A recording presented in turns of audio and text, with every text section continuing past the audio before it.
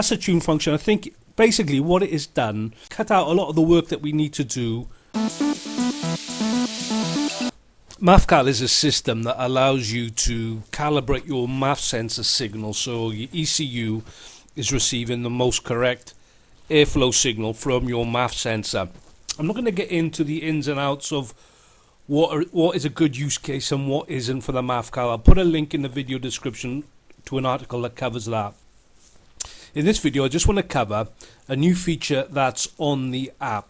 So before we had the diagnostic function, and this was primarily just to confirm that the installation of the product was correct when the product was first installed on the vehicle. When it's activated, the diagnostic functions, all this data will be updating, and each field will be updating sort of every 3 seconds or so, which is too slow to do real-time visual tuning. And this is what the tune function does. So with the tune function added, the only thing that's getting updated is the MAF volt in. When we do that, we can update the MAF volt in sort of every half a second or so. And that makes it possible to do like a visual real-time tuning. So let's get into this video, a quick demonstration video a little bit. So what we're looking at here is we have an OBD app in this case. It's overlaying the short-term fuel trims over our live MAF in data. So this is the tune function activated, and you can see that this is updating approximately every half a second. And we have overlaid our car scanner screen, which is showing our short-term fuel trims in real time. And we do this using the floating windows function on the Android device. We open car scanner, we get to the screen that we want, we go to the options on the phone, we click floating windows, and that will put this device in a separate window. And then we just open the MAF CAL app underneath it, go to diagnostics, activate the tune function, and then we can see the live MAF in voltage and what short-term fuel trim that is causing in the ECU. So we can see in this specific case we've got a 3 volt in from our MAF sensor, and we're getting a 3.9% plus on our short-term fuel trim.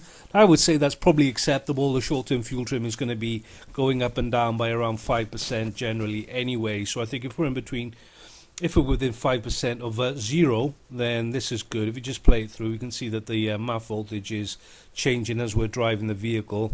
So here we're at 2.67 volts. It's taking 6% away of the fuel.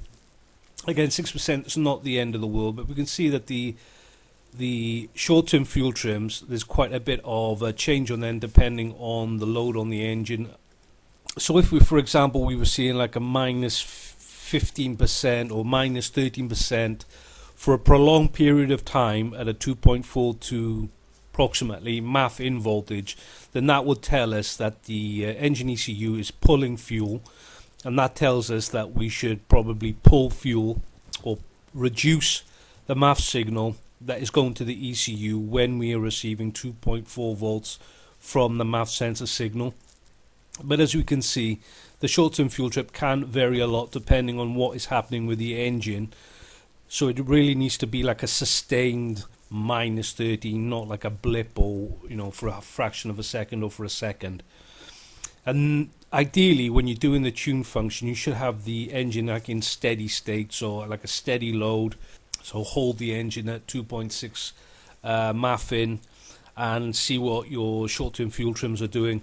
So here, for example, we can see that it's pretty stable at around 3 volts, around 4. Adding 4% short-term fuel trim, which I would say probably doesn't need an adjustment. Bear in mind that just this is a percentage of the short-term fuel trim. This is a percentage of the fuel. And here it's a percentage of the MAF signal. And this, the percentage of the MAF signal has got, it's like a logarithmic relationship between voltage and airflow. So 1% on here does not equal 1% on fuel. So you just need to experiment, take 1% off, see what effect that makes, take another percent, and so on and so forth, until you've got your short-term fuel trims. I would say go like on average to be within sort of 5%, 6% in steady state. If you're on and off the accelerator, the short-term fuel trims will tend to spike or be low. That's a tune function. I think basically what it has done, it is cut out a lot of the work that we need to do with our data analysis software away from the car. We don't need to go through data logs and make histograms to work out what fueling is having, what MAF signal is having what effect on short-term fuel trims.